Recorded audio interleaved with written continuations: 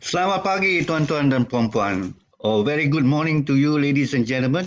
Welcome to our webinar at AeU, and today we have a very interesting topic to talk about, that is cyberbullying.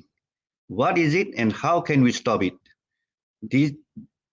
Because of the increased use of social media and online forums during COVID-19, people's comment, images, posting, and other content are frequently seen by both acquaintances and complete strangers. Bullying that occurs online, such as on computers, tablets, and mobile phones, are referred to as cyberbullying through social media, forums, or gaming, where users can read, interact with, or exchange content. It can happen through SMS, text, and applications. Sending, posting, or disseminating unfavorable, hurtful, or malicious content about someone else is considered cyberbullying. It may involve disclosing sensitive information about another person in a way that causes embarrassment or humiliation, or it may even result in suicides. Due to its potential to be persistent, permanent, and difficult to discover, cyberbullying raises special problems. The following topic shall be covered in today's webinar. Am I being bullied online? Cyberbullying effects. How can I get help? How can I eliminate online bullying without giving up the internet access? Are there children's anti-bullying tools? We have asked 3 experts to discuss the cause and prevention of cyberbullying, as well as some of the issues mentioned at the UN SDG number 4, quality education, in order to better understand why this behavior negatively affects our people. We have our speakers today, distinguished speakers, Dr. James Deva Nayagam. He is the chairman of Surya Welfare Society and SUKA Society. He graduated with a PhD from AeU University, and he has over 40 years experience working on the protection and rehabilitation of abused children and troubled teens in conflict with the law. So welcome, Dr. James. Good morning. Good morning, yeah. And we have another speaker from Pakistan, Professor Jacqueline Ismat, Senior Assistant Professor from Business Studies Department, Bahria Business School, Karachi, Pakistan. Welcome, Prof. Jacqueline. Thank you, Dr. And lastly, we have Mr. Joshua Lee. He is the AKA the plot master, and he's a chief managing consultant of Maverick Communications. His motto is, when not busy at work, Josh is obsessed with the science and art of social influence and branding. Okay, my name is Siow, and I shall moderate this webinar. And let me go through some of the procedures. In terms of procedures, I shall present different issues to 3 different speakers, followed by their responses, and then Q&A. Each speaker will be given about 15 minutes to discuss the issues. The participant can pose their question online, and they shall be answered during the question and answer. The subsequent question from me shall be addressed to another speaker. After all the speakers have been given their views, there shall be a 10-minute Q&A to summarize the topic for the day. Each should be reminded that this webinar should refrain from discussing any sensitive issues that involve politics, race, and religion.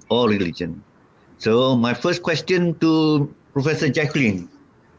A survey conducted by the United Nations Children's Fund, UNICEF, in 2019 discovered that 28% children in Malaysia were victims of online violence. Malaysia was ranked 6th place and 2nd place among Asia countries in cyberbullying. So, Prof. Jacqueline, can you tell us what is cyberbullying, its forms, how does one even know that they have been bullied, and how detrimental it is for one's well-being? Over to you, Prof. Jacqueline.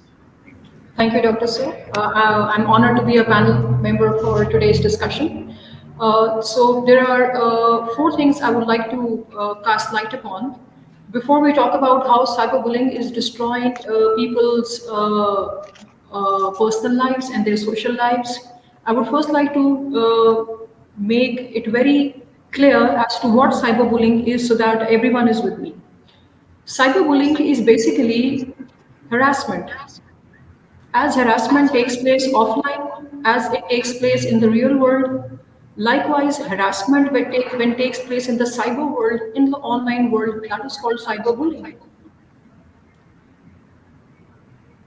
Perpetrators who tend to initiate this bullying, they follow certain patterns of people who are using social media platforms, digital platforms. They may use mobile phones to track someone's cyber usage behavior. They may use gaming platforms, social media platforms are used, messaging platforms are used. So different kind of digital platforms are used to victimize people for cyberbullying. Now, most of the time, what happens is that, okay, one more thing. Before we move on to how exactly would one know that he is bullied, I would like to add something that it's not always that the perpetrators would initiate bullying using their own means. At times, we as people using the social media sphere tend to leave certain footprints behind, which these perpetrators follow, they keep a track, and then they victimize. Uh, One of the indicators that may lead to unknowing inviting of these bullies could be a reckless behavior of using internet and social media. You're using it for abnormal hours. You are on different social media sites. You are accepting requests of people you do not know. They are strangers to you, yet you are showing an openness to accept them. Being naive to the use of social media, not knowing which platform is meant for whom, whether you should be there, whether it should be all the features are for you, not being aware of the privacy or where to report. These are some of the leeways which give the bullies an open and free hand to victimize people. Other than that, these bullies also would look at certain patterns of weakness. It is easier for them to target people with a certain lesser age. This may include children, this may include teens. It's easier for them to target women, as both women and children are defenseless in comparison to men, and bullies know that. So it's easier for them to target and victimize them. The next thing I'll talk about is how exactly does one even know that he or she is bullied? Well, there are many telltale signs. If you study research more frequently, something that is mentioned is that it all starts with a joke. It's good to have a sense of humor. We all like humor. We also joke. But a bully's intent while he starts joking is to make you feel small, is to intimidate you indirectly, to threaten you, to weaken you, to demoralize you. He would wear an alibi of a joke, and apparently he's telling that he's friendly, and while he's sharing the joke, he's cracking the joke. He'll purposely say, "Don't take it to your heart. I just said that on a lighter note." But you who's receiving the message through a joke, you know that you'll start feeling uncomfortable after a while. It starts making you feel unwholesome. It damages you as a person now. And after a short while, you tell the person to stop with the joke because you're not enjoying it anymore. The person still continues to threaten you, to bully you through the joke. This is when he's bullying and bullying is on. The worst part is that when this whole scene is going on, it's not just you two, the person who's the victim, the target, and the bully. Moreover, in the cyber world, we are surrounded by thousands of people, strangers, who are watching at the spectacle, and this may encourage them to be a part of harassment. And you may have multiple people now joining this bandwagon. If this continues in the long run, it has effects on you. It may affect your well-being. A person's well-being is very important for one's life. Cyberbullying is known to damage people, their mental well-being. It may damage their emotional well-being. It may damage their physical well-being. After being repeatedly bullied for a long time, people who are bullied, the victims, they would see that they are more nervous, they would feel more anxiety, they would feel stupid most of the times. They'll feel that they are losing control of matters around them. They would be surrounded by negativity, which now almost hosts inside them, which leads to withdrawal from people around them. There's lack of trust.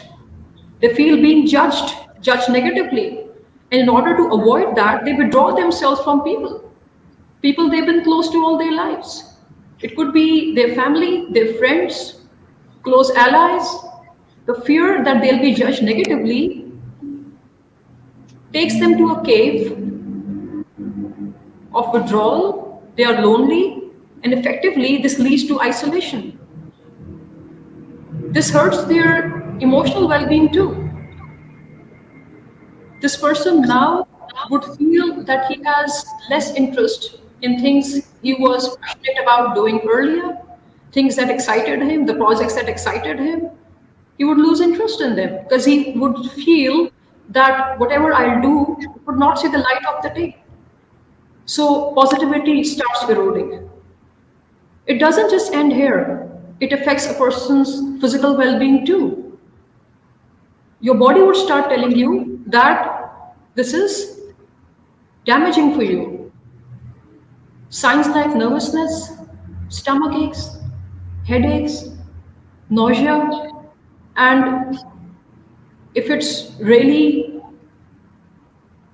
sensitively damaging, may lead to attempts of suicide.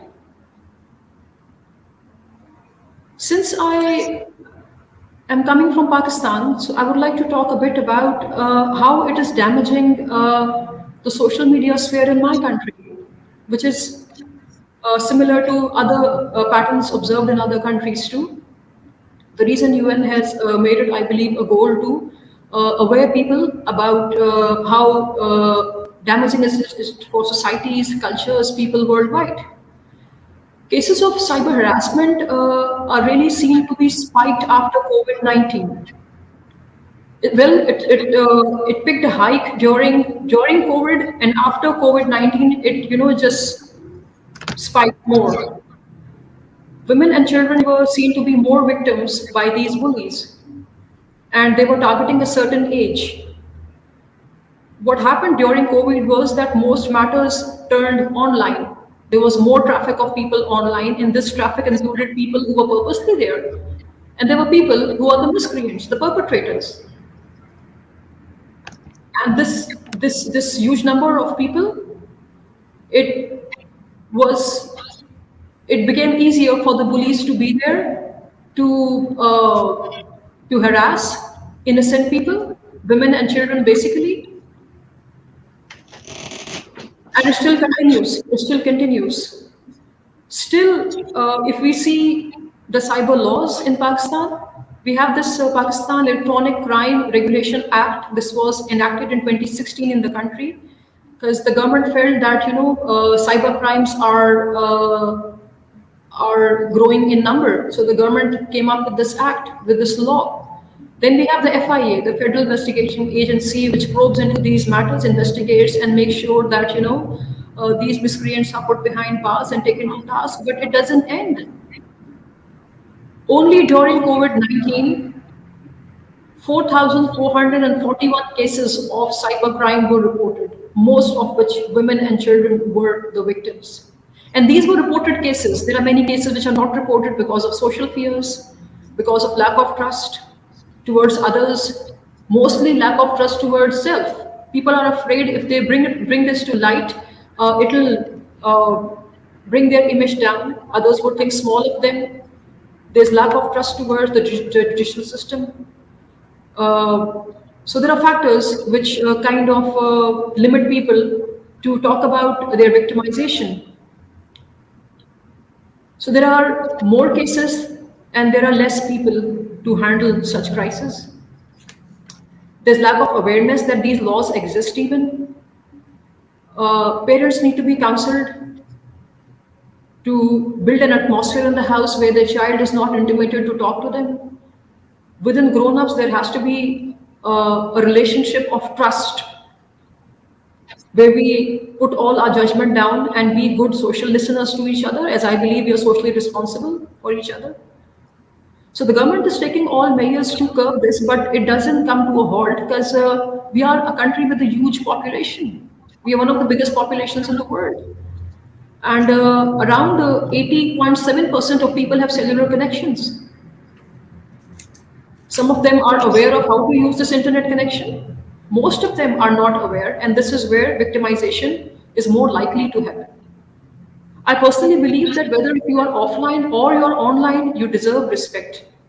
And everyone here on the panel and in society has a major integral role to play to curb such activities. Thank you so much. Thank you very much, Prof. Jacqueline, for enlightening us on the impact of cyberbullying, especially on children, which leaves a very detrimental scar in their life and so on, and perhaps leading to suicide. And there are certain issues that you have raised, which I think I will pass it on to other speakers like Dr. James to talk about law. And now I'm moving to Mr. Joshua. According to the survey by the Malaysian Communications and Multimedia Commissions in 2020, it was reported that 56.3% of children have their own electronic devices such as smartphones, laptops, personal computers, tablets, and other gadgets to access the internet. And what Prof. Jacqueline was saying, the COVID-19 see the spike in the use of these devices, especially among school children where they need to follow the lessons online and so on. So this has led to the spike in the use of internet, and also the age group that Prof. Jacqueline was saying, it is now younger and younger compared to the early times. So, Mr. Joshua, I am posing this question to you. How parents can help their children manage cyberbullying? How can I eliminate online bullying without giving up my internet access? Because internet is now a must. Are there children's anti-bullying tools? So over to you, Ms. Joshua. Mr. Joshua. Sorry. Turn on your microphone. We can't hear you.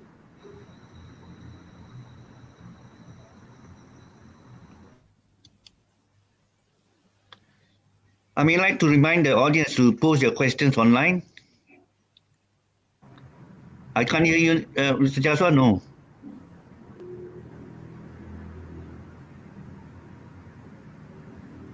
I can't hear you. Can you hear me now? All right. Okay. All right. Great. Wonderful. Okay. Thank you very much, Prof. Siow, for that question. And indeed, we live in a world, or children live in a world, or the young people, the Gen Z, the millennials, even ourselves, for that matter, we live in a world whereby we cannot exist apart from the internet. I think somebody put it quite succinctly and quite, I would say, quite hilariously once, whereby it says the most scary what we call Halloween carving on a pumpkin is not a carving of a ghost or a scary face, but it's the carving of the words "no Wi-Fi."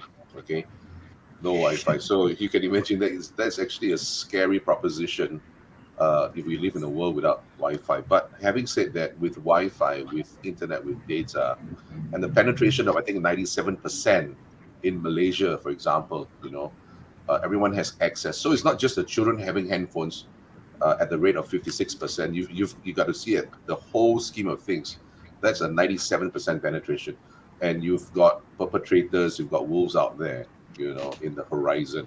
And I think what Wi-Fi and internet and online and what we call internet 2.0, which means back and forth interactive online availabilities, brings bullying or gives access to bullying right into the privacy and into the bedroom of the child. Okay, but before I get to that, I just want to kind of echo what Prof. Jacqueline just said a while ago. And when she was describing the effects of bullying, I felt that she was talking about my life. Okay, I'll just share really quickly as an anecdote, because just 4 years ago, at the age of 46,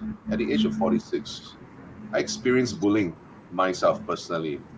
I had climbed to almost the apex of my career. I was general manager for several companies, and I led a position in a huge financial institution in Malaysia. I was personally going through my own, rock bottom episodes in my life, and but so I took on this employment, and I was bullied by my superior. And at the age of 46, everything that Prof. Jacqueline described, I completely identify. It's very real. Can you imagine someone who's been a GM of multinational companies at the age of 46, crying in the office in front of all his colleagues, crying in front of his boss? That's how serious it is. And here I am, a gentleman, having been through the school of hard knocks, have taken a lot of pressure, as far as P&L is concerned. And for those of you in the corporate world, those are very stressful, extremely stressful conditions when you have to helm the company and make it profitable. But this was different, a different ballgame altogether, to be bullied at the age of 46, and to the extent that you burst out crying in front of everybody, and that, by doing that, you embarrass yourself further. It's terrible.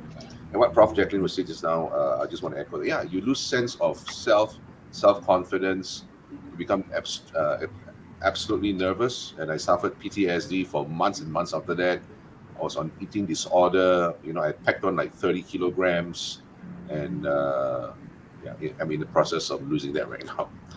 But it's detrimental. So I think what I'm trying to say here is, we need to take it seriously, and we cannot sweep it under the carpet. It's so serious, and I hope if anyone listening to this is a parent or knows a parent, a couple of things I would like to tell you. Number one, I think you need to really familiarize yourself with social media and how it works. And you can't just say that, oh no, it's a young people's thing, and I don't have to know anything about it. I think that would be couldn't be further from the truth, because we live in a world whereby, like I said earlier, the internet and online access has brought the possibilities or the potential of bullying right into our children's bedrooms.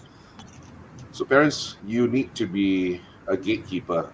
You need to be a gatekeeper. And I think we should, there's always this conversation whereby we always say, oh, this young generation, they're the strawberry generation. They haven't been through what our grandparents been through, World War I, World War II, whatsoever you have it, but they live in a very different world. They live in a world whereby information and access is so pervasive.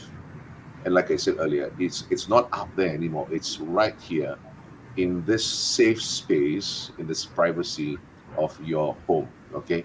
So number one, I would say, parents, please get involved, understand how social media works, understand the fact that you have perpetrators out there who can get into your children's world, your children's worldview, and into the private space of your child via social media. Okay.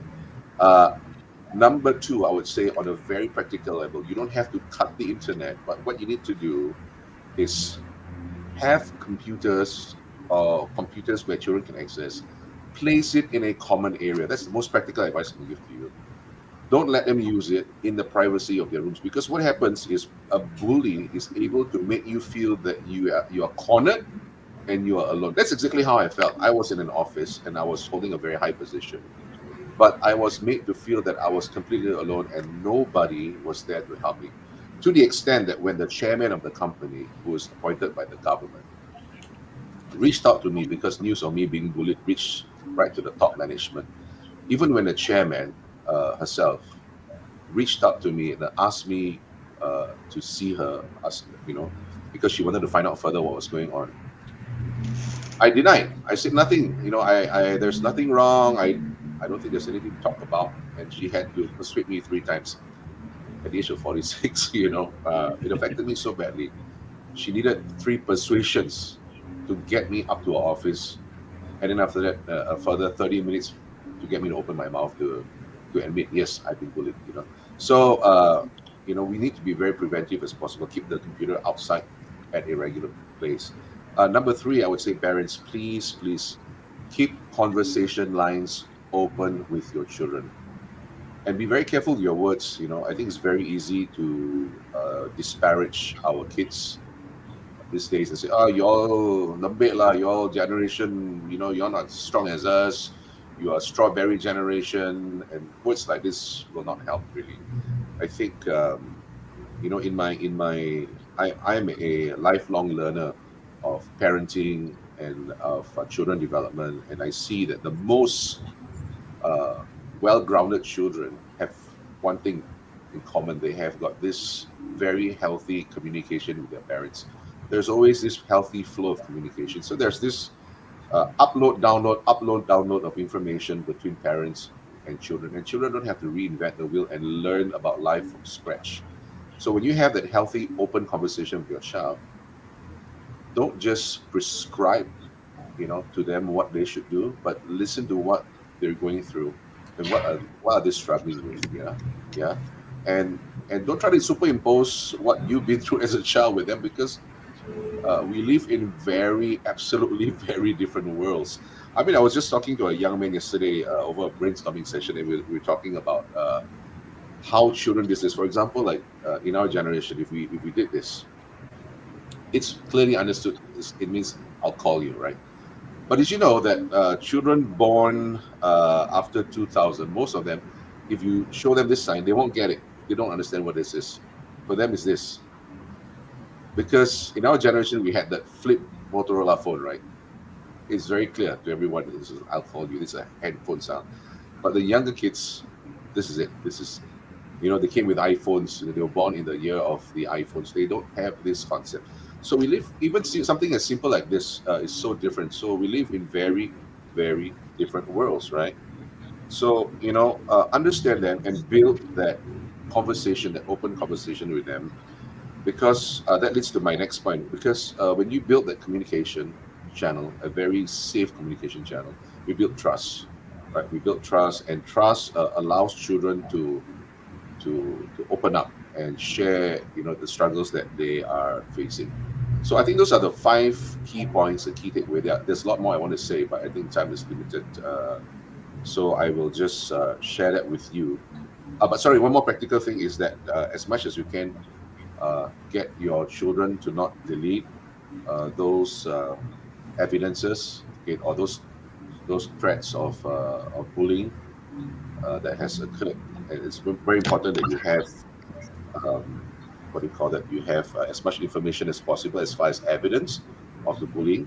Yeah. So I think that's all I will share at this juncture. Thank you. Okay, thank you, Mr. Joshua, and for sharing your personal experience, anecdotes.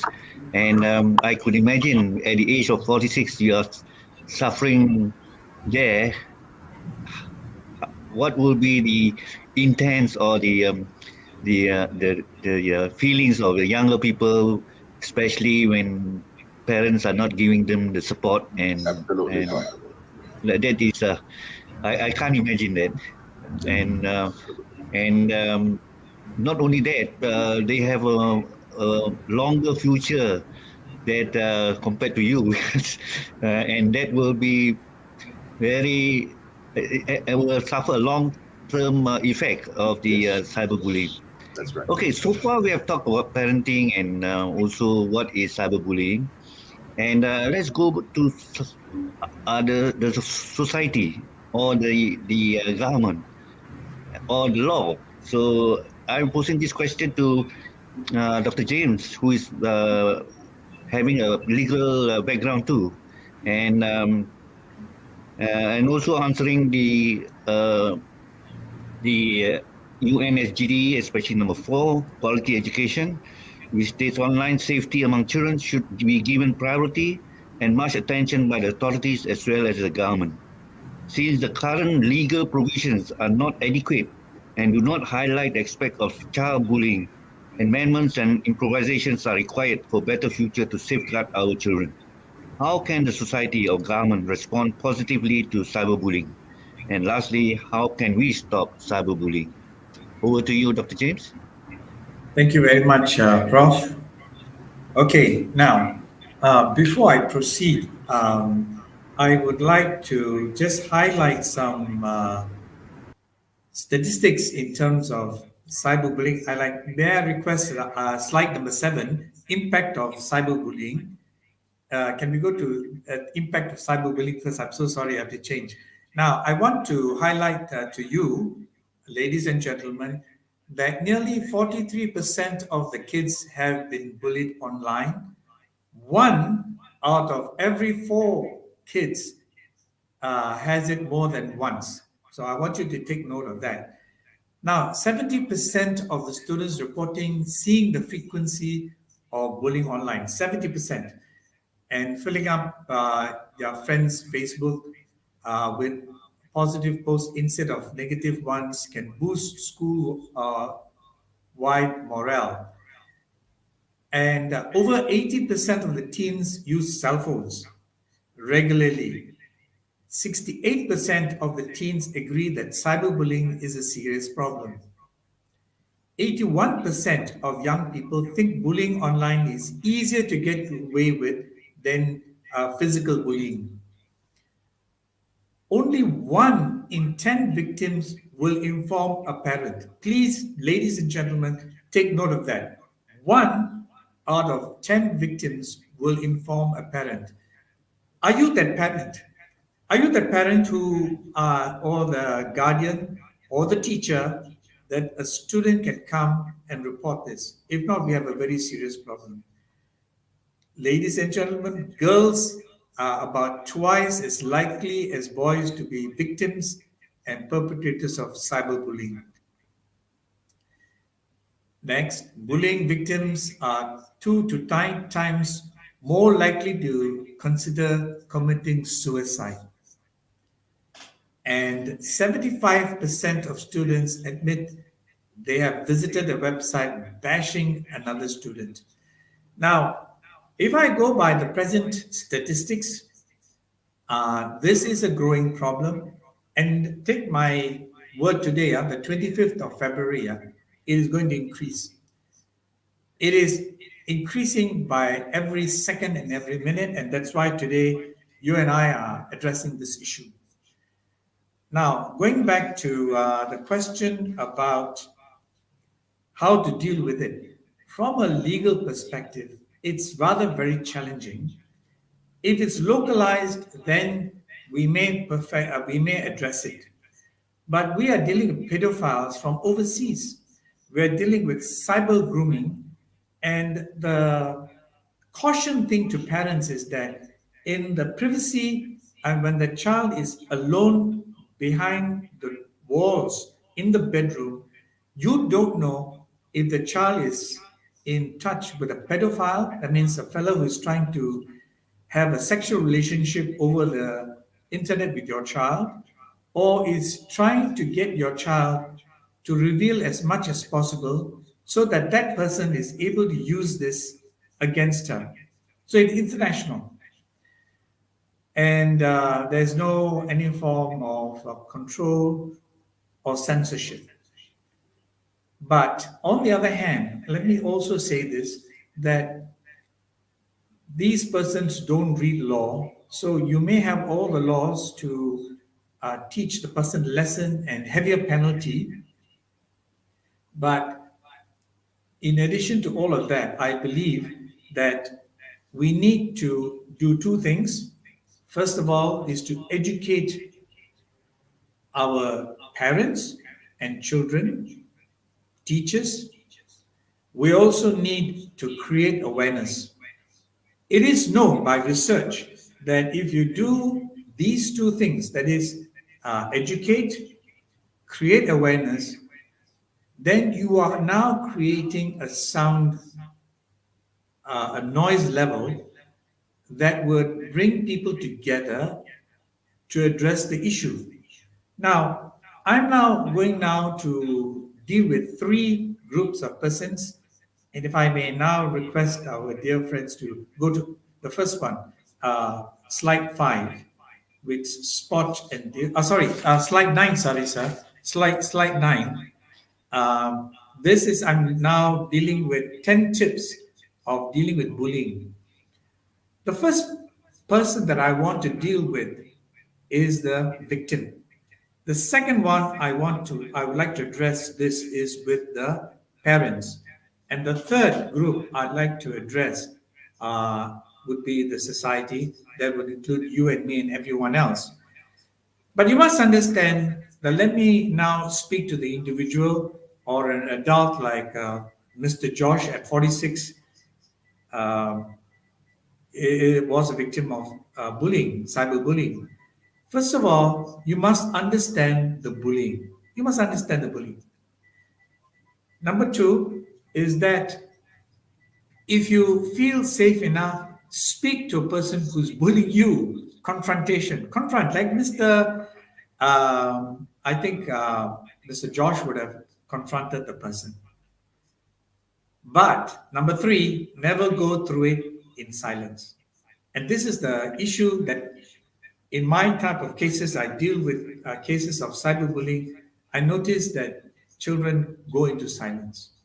And friends, that is your challenge and mine. Number four, is it a crime? What do you think? And to me, it is a crime. Number five, don't see yourself as a problem. A lot of girls and media, when they've contacted me, when especially girls have committed suicide, mainly girls, they felt that they are victims and they gave up. Number six, deal with the stress. Friends, if you're going through, whether you're a child or an adult, so it's no respect of persons, deal with the stress. Number seven, even though you may want to, do not isolate yourself, because when you isolate yourself, you bring in extra damage to your mind and to your physical self. And as Prof. Jacqueline has just said, you may harm your body, but also your mental health. Being alone, and that's where lots of thoughts come in. You neglect your body, you neglect your diet, and especially your mental health takes a toll. And therefore, number 8, look after your health. Because in such stressful moments, depression, your health, both mental and physical health, takes a toll.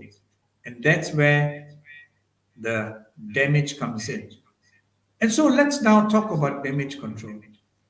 Seek role models, matured persons. You know, when I deal, for example, with sexual abuse, a research shows that 80% of school children confided in their fellow classmate.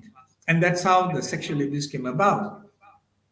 Now, applying that to the present situation as far as cyberbullying is concerned, one of the things that Mr. Josh had mentioned is that parents need to be open to have this communication.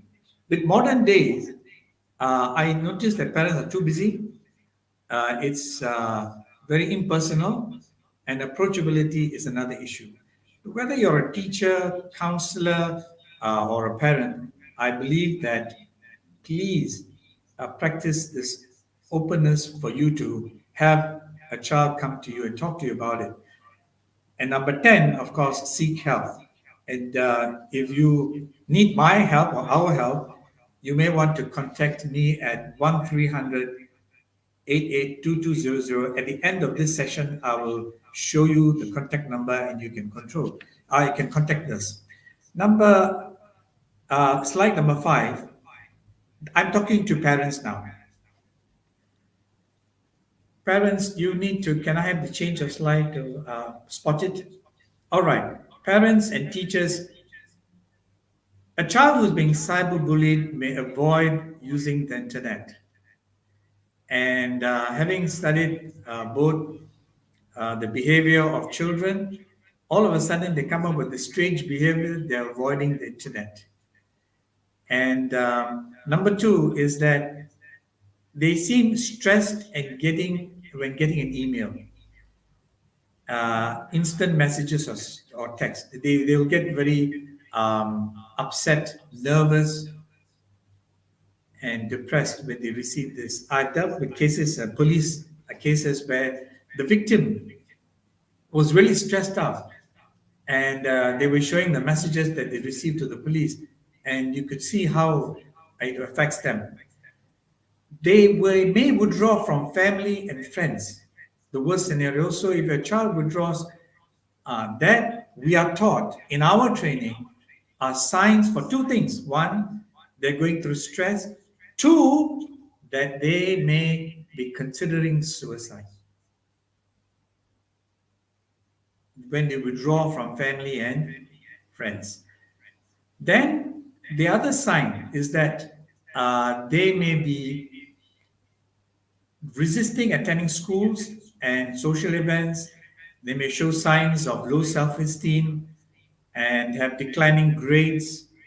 They may stop eating or sleeping. And in serious cases, as I said, they commit suicide. And yes, friends, there are cases of committing suicide. In fact, generally, over the past 2 years and during the COVID and so on, the cases of suicides have increased to nearly about 2,000 within Malaysia as well. So for a society, can I just move on to the next slide? All right. This is, I'm talking to all of us. If you see a child or someone being bullied, do not forward that embarrassing photos or messages. You have to take the stand. I don't care who you are, but you have to say, no, stop it. And I do that. I get WhatsApp messages coming in. I look at it. I immediately delete it. I don't want to forward it because it's juicy. And lots of juicy messages get to go around and draws attention as well. That's why cyberbullying is gaining momentum. Don't comment or insult or have anything harassing post. Support that. And then, of course, you need to report it to the website or the app. If you are in school, tell a teacher at the school if it involves a classmate. That's where I told you 80% of students tend to confide in their classmate. It was the classmate who informed the teacher, and the teacher is the one who, in many other cases, have informed me or the authorities about the bullying. And lastly, support the victim by being a good friend and showing the cyberbullies they won't join in. This is, as a society, we need to do. But let me summarize by saying the two, emphasizing that education and awareness. I would like to see more effort put into creating a sound level, a united sound level, that we are against cyberbullying, and you create the awareness. Thank you very much. Yes, thank you very much, Dr. James, and for highlighting the what the society and government is able to do. But again, the statistics that you have shown is very worrisome, and because the intensity of, I think I may summarize your statistics as being exponential rather than just the linear growth. So, and yeah, some of them went in. Those victims are went into silence, and then without being able to detect by either the parents, the teachers, or the authorities. There's one question here from No Hafiza. How can government educate people, especially children, about the harm of cyberbullying? And I'd like to add to that that we have a Cyber Crime Act, Dr. James, Cyber Crime Act, but they are looking into just offenses of hacking, basic hacking, unauthorized modification of computers, wrongful communications, and abetments and attempt to commission offenses under ACCA. But they did not mention the government's role in cyberbullying, and I think that is they put it under the penal code. So I would like to pass this question to the Prof. Jacqueline, if you may like to answer, and later if any one of the speakers would like to chip in. Dr. Siow? Yeah. I like this question. This query coming from Ms. Noor Hafina.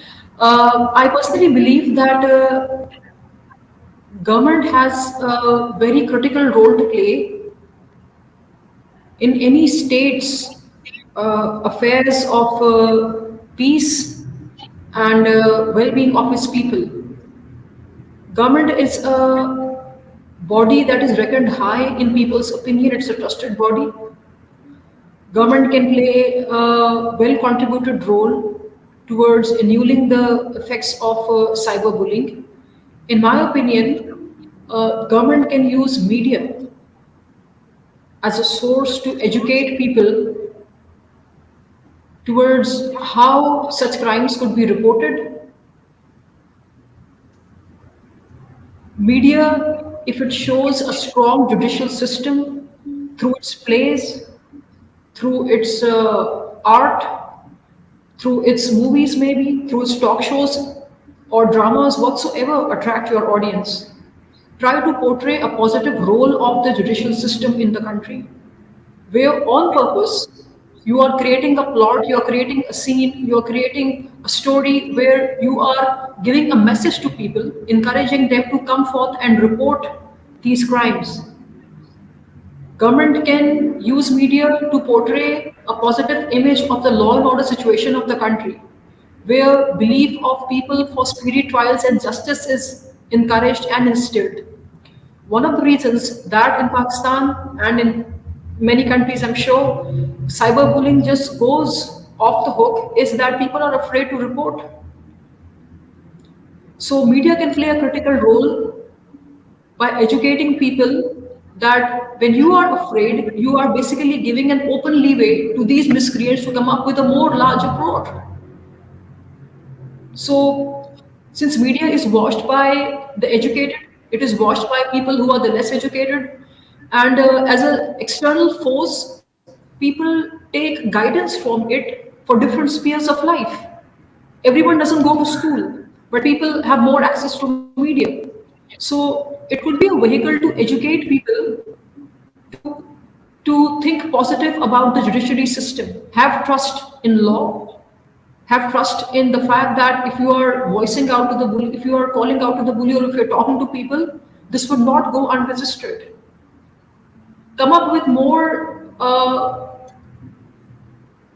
shows, I would say, talk shows, because they invite more attention of youth, where real-time people are invited, like one of our esteemed speakers, Mr. Joshua, who have the courage to talk about what they've been through, portray the positive side of it. The more stories we have, the more belief it instills in people, be it children or be it grown-ups too, to voice what they are going through. So I believe media can play a critical role. And if it's backed by the government, it will be reckoned high, it will be more trusted, and the response would be positive. Thank you. Thank you very much. I'd like to pass this to our legal expert here, Dr. James.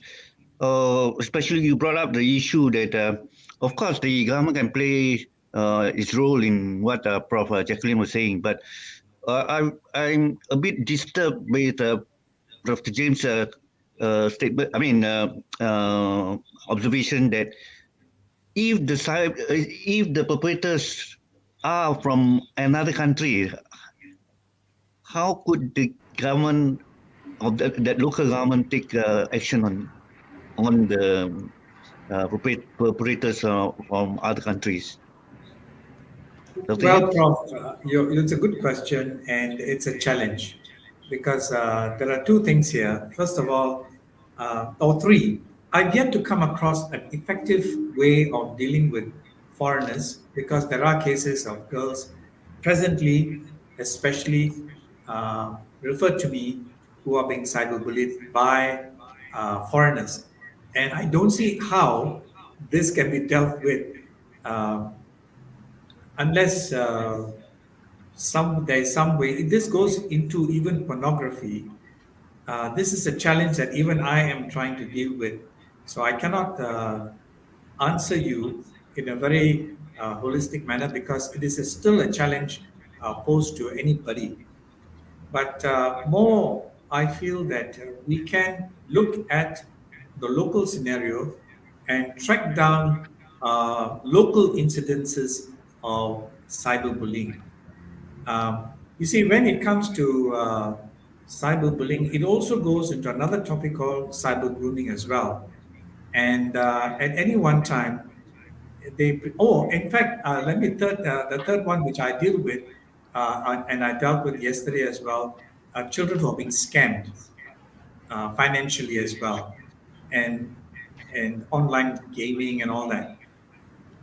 These three things, even adults are finding it extremely difficult to recover their losses. So, what more cyberbullying? So, I'm afraid that we have to find as a society how best we can deal with it. I don't see how legally anybody can deal with it where it concerns a foreigner. Thank you very much, Dr. James. Mr. Joshua, you are the victims of cyberbullying, and how do you feel, or who do you look for help when you have been bullied at that age, not tender age anymore? Do you want to answer that? And also, Okay, yes. Can you hear me? Yeah. All right. yeah. Okay. I think. Can you speak louder, please? Okay. Sorry. Yeah. Now, okay. Better. All right. Yeah. All right. Great. Wonderful. Let me just kind of backtrack a little bit and address what Dr. James was talking about in terms of the scale and the borderless possibilities, because this goes beyond border. Because if you look about it, I once did, whenever I do training on social media, I always ask my audience, I say, the first question I always ask them is, what's the biggest nation or country or population with the largest population in the world? And of course, they'll give me answers like India, China, Pakistan, Indonesia. And I tell them, no, the answer is actually Facebook. Facebook has about active 2.9 billion users. That's the active users. So we live in a very different world, or our children live in such a different world where they're exposed to this. I would call it the Tower of Babel. The proverbial Tower of Babel is back in today's world. It exists in the form of social media. So the kind of exposure with the kind of potential for abuse and misuse and bullying is very real, very pervasive. And back to the question on how I would handle bullying on a personal level. At the age of 46, I didn't know what to do. I honestly didn't know what to do until I had palpitations and I went to see the doctor, the panel doctor downstairs on the ground floor. And she gave me 2 prescriptions. The first one, she leaned to me and she said, the first advice I'll give to you is go and make an appointment immediately at IGN and go check your heart. Your blood pressure is 180. And the next thing is, this is my personal prescription to you, resign. So that was the first indication I ever had, because like Prof Jack was saying earlier, the bully victim does not even recognize they are being bullied. That's the problem right there. When you're being bullied, you don't even recognize the signs, because you begin to doubt your own perception of what's happening. You take on the perception of the other person, and you diminish your own your own perception. Therefore, if you feel you're being bullied, you think, nah, it can't be true. I'm just stupid. I deserve it. And what I'm getting is because I deserve it. I don't see myself as a victim anymore. I see it as myself being deserving it. So imagine children who don't have the fortitude and experience that I had. They don't have those resources, mentally speaking, to defend themselves. So it's almost impossible for the victim to help themselves. Really, it needs external intervention, and that external intervention, I think, cannot be any better than, say, a parent who is vigilant, who keeps that communication open, so that there's a lot of digging sometimes. Like even at the age of 46, my chairman needed to quote me and and encourage me to go and see her, and so I can imagine what children go through, really. So yeah, parents, you play such an important and pivotal role, and you literally can make or break your child's life in this scenario. Yeah, thank you, Mr. Jaswal. But there's one question here saying, in the long term, what effects need to be made by the university, no, not the university, and stakeholders, so that children are protected from bullying? Can you pose the question? All right. In the long term, what efforts need to be made by the university and stakeholders so that children are protected from bullying? Yeah, if I may answer that question, I think the word to protect, literally, I think it's quite impossible unless there are some kind of cyber tools out there, which is very evident in, say, like apps like TikTok, for example. The moment our Minister of Communication spoke to TikTok, to censor certain things, their algorithms are so powerful. I'm constantly on social media because it's part of my job. So I participate not just on a consultancy basis. I'm a user myself, so that I understand it, how it works from a user point of view. And what I realize is sometimes I can make very seemingly benign and harmless comments, and it gets filtered out. Okay, that's very powerful. So they have tools like this that filter out bullying, but bullies have got ways to spell things or misspell things, and they can still get around. They can still stay ahead of the curve, or rather beat the system. So there's no foolproof way. So I would really honestly think that if I had heard, what Prof. Jacqueline spoke today 5 years ago, I would have recognized the signs, and that would have given me indicators. I think in the same manner how we educate children, and Dr. James is very familiar with this, how we educate children about sexual abuse. We tell them these are no touch points, those are no touch points. And when you don't help them set boundaries, you don't give them you don't equip them with like personal alarm system to identify thing up, that's a no. I don't accept that, right? I define that as bully. Then what happens is that when it happens to them, they don't even realize it. They just take it on themselves. So I think that the best way is education, really. Thank you very much, children. Yeah. Okay, education is very important. That's why one of the audience has put the role of the university. Yep. Okay, Prof. Jacqueline, do you want to answer or add on to this question? Yes. I would like to add to what Mr. Joshua has said. He has made a very, very clear narrative on what efforts could be made. I would just like to add that when we talk about universities and stakeholders at large who can make an effort to protect children, Again, I would say that look at a child's routine, right? We're talking about children who have an exposure to social media today. They may be 11 years, they may be 7 years. So look at their routine, how they spend their day. They are at the school from like 8 o'clock to 1 o'clock, right? After that, they are like coming home, taking a lunch, taking a short nap, waking up, doing their school homework. Uh, in the midst of this, I would say that they do have some time when they are watching television, right? Modern day parenting, current day parenting. I mean, in my time, we had very few channels to watch, and media was kind of restricted. There were certain limitations, but now it is growing. There's more freedom, there's more independence. Children who are the current generation, they have more choices.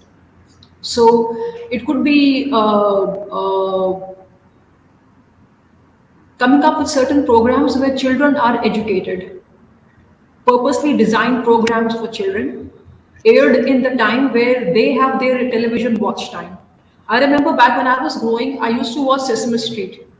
That program would educate you from the fact who's your friend to how to make friends, right? What to observe when you're going to a park, how to attend to people. So it was a program purposely built. It had a role towards, making children proper, good, contributing members of society. So I would again say that media has to be used with wisdom. Make it more empowering. Children are members of society, they are not minors. So as a stakeholder, different institutions can play a role. Universities have media departments. Those media departments can come up with projects where they are designing programs for children purposely meant for their well-being, where you're educating them at their level, encouraging them. As Mr. Joshua said, do not deprive them to use the internet. That is not the solution, because you are taking them to again a stone age. That is not the solution. Teach them how to use this tool wisely, where to go and what are the no-go areas. Absolutely. So purpose-built programs need to be designed seriously. If they are sitting watching a grown-up program where you're talking about how to use the social media, what not to use, you're not doing any good. Children are not the target market for that. So a real serious effort has to be made. Thank you very much, Prof. Jacqueline. Dr. James, you are also a counselor and a psychologist. So, would you like to respond to that?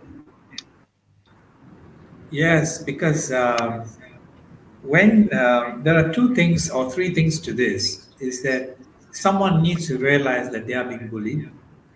The child also, like what Mr. Joshua said, that he didn't know that he was being bullied, or he felt that he was partly contributing to it.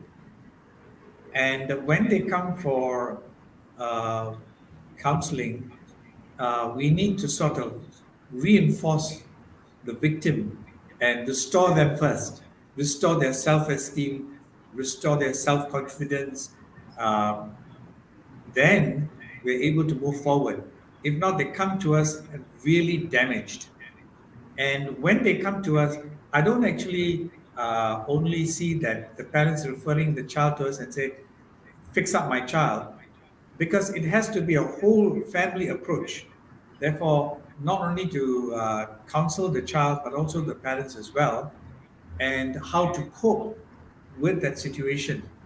And we find that when they are able to open themselves up in confidence, you see, confidentiality is something that Asians don't practice very sadly. Yeah? And that's why people tend to be reserved. Whereas we practice professional confidentiality and to assure the child or the adult that whatever is being shared, you're able to contain it and able to help the child through their journey. The other form, of course, is when the child begins to open up, you're opening a can of worms, and you must be able to contain the worms, because a lot of things comes out, and now how you're going to handle and manage whatever information that you've been given. And it's a lot to do with shopping and how they've defamed that person and damaged that. So it involves a lot of damage control. So this is what we're dealing with. Okay, thank you very much, Dr. James. And we have no question being posed in the chat. So I think, and also we are on time for the to close the webinar. So with this, I'd like to thank my three learned speakers who has shared their valuable and real life experience on cyberbullying and how to what the damaging effect of cyberbullying, especially on children, and also the telltale sign of cyberbullying. We have covered that, and we have also noted how the parents, the society, the government can play a role Prof, I in. just have one more slide to share. The last slide, if I may, with the help number. Okay, Could you just please, no, the last okay, one, which says get help. Could you just highlight it, please? No, the other one, the last one, get help. That's right. So you, ladies and gentlemen, and all of us, if you notice there's a helpline there, 1300-882200. Please note that number. My team of trained counselors will be able to be of help and assistance to you. Thank you very much. Please okay. continue. Thank you very much for sharing, Dr. James. And as I said, we have covered the role of parents, society, and government in trying to curb the cyberbullying practices. And lastly, I hope the audience too can play a role in controlling the cyberbullying. And as Dr. James has mentioned, if you receive something of